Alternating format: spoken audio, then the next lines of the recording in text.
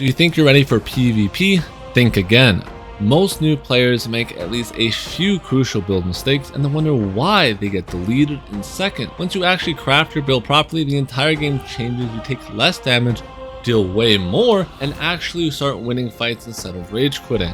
In this video, I'm going to break down biggest gear mistakes, consumables, what artifacts and perks to chase, and how not to embarrass yourself in OPR. Let's jump in with the most important part of any PvP loadout, your artifact. Artifacts are the foundation of your build. Without the right one, you're already playing with a significant handicap. I'm going to go over a few of the strongest artifacts for the majority of builds, starting off with tumblers for an armor piece. Light footwear here successfully gives you 15% empower, 25% fortify, and also heals you whenever you dodge an attack. This is great for light, medium, and even some spicy heavy builds. Drop from OPR caches, just queue, play, and pray you win. Other strong picks would be featherweight for light range builds. This gives you a lot of extra tankiness. Drops from the bird on top of this hill. You'll have to kill it probably about 5 times to get it if you're unlucky like me. Wing leather shoes is a medium boots that drops from the dance of the fireflies right here. I would not recommend doing this solo unless you're looking for some pain and you are a masochist. I would recommend a group of 5 people to do this. This gives you 10% damage whenever you have haste on you. So it's very strong for builds that get a lot of haste, which is generally good for light and medium builds once again.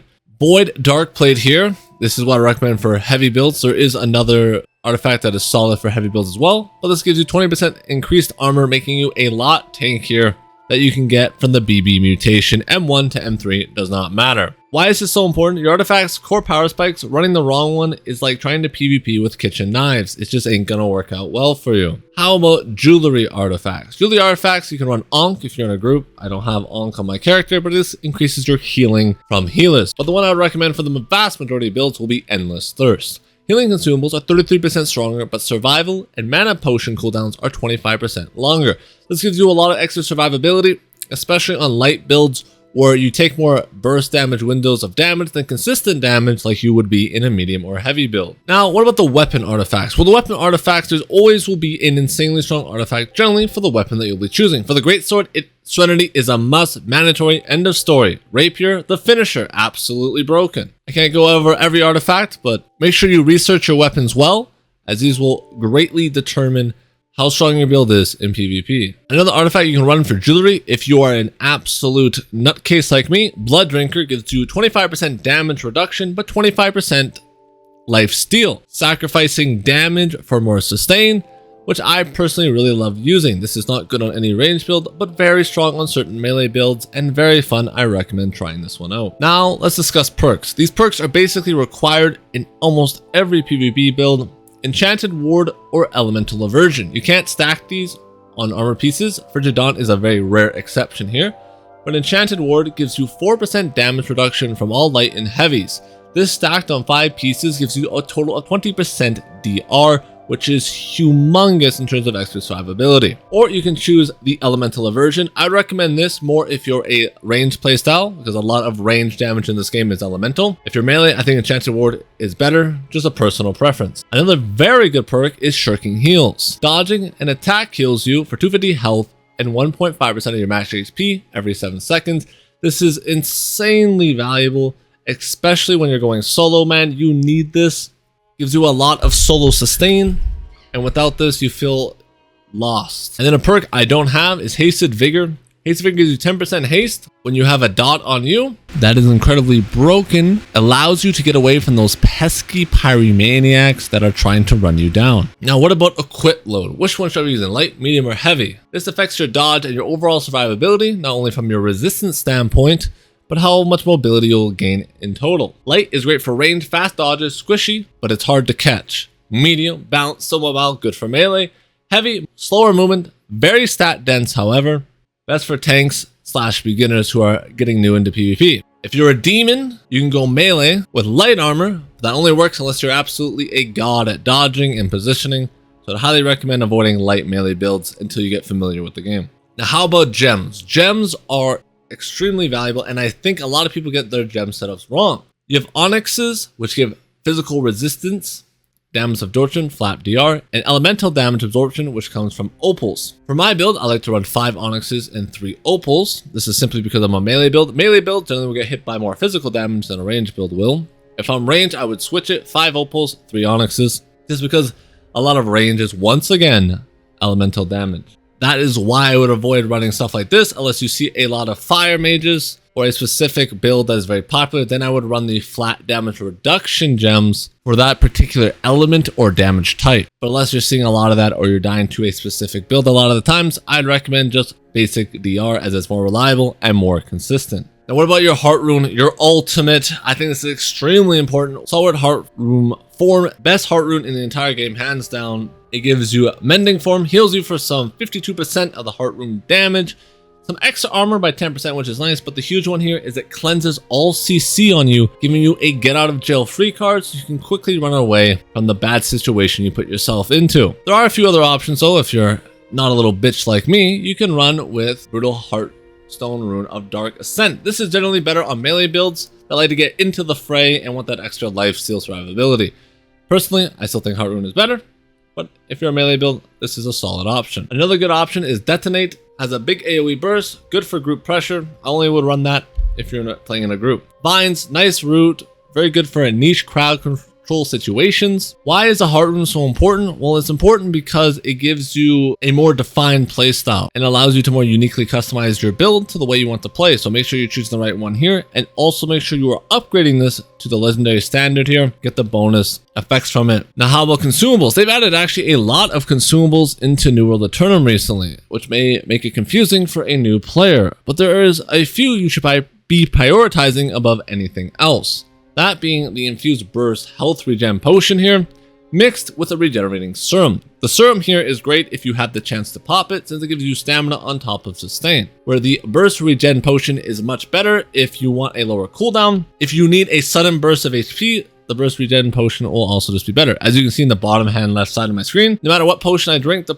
cooldowns will be the same for each potion. 30 seconds will always be my regen serum, and 20 seconds will always be my burst regen, even if I use the regen serum here. So if I can hold out, I'll choose my serum. If I can't, I'll use the burst regen. I would avoid the lifesteal potion, not good unless you can somehow get 100% uptime, it's not strong enough. The infused grip potions, strong if you're going into more of a group fight where there's a lot of CC involved.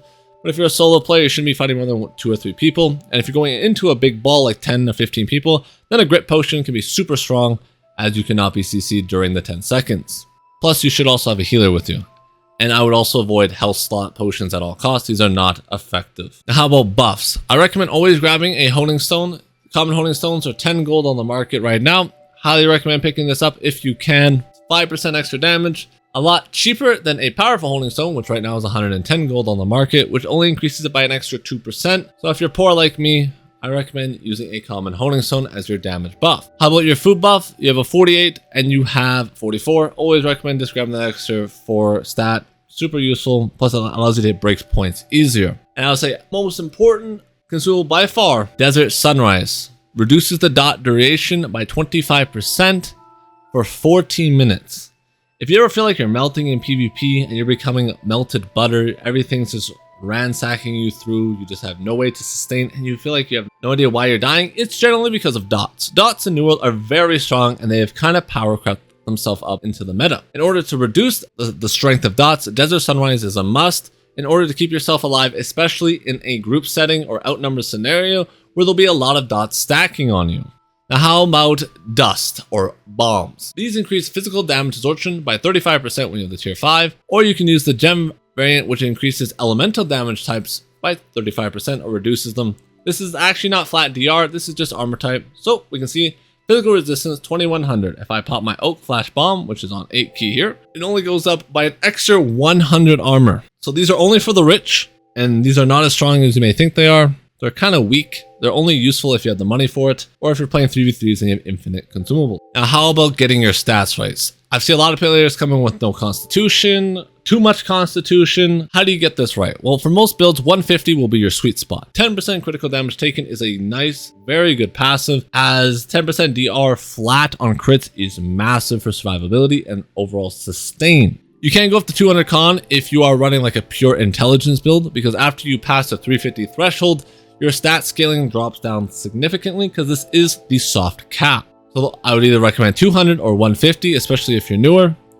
If you're someone like me, I like to play on the edge, a little bit risky, 100 con. Some people call me insane for doing this, but it's very good with my life stealing type build. If you want my build particularly, I will have a link down that in the description below. Make sure to check that out, as I think it is a very strong build. How about your perks on your jewelry? Probably the most important perk in your entire game will actually be on your jewelry, and it's going to be your protection perk here. This is 15% flat damage reduction.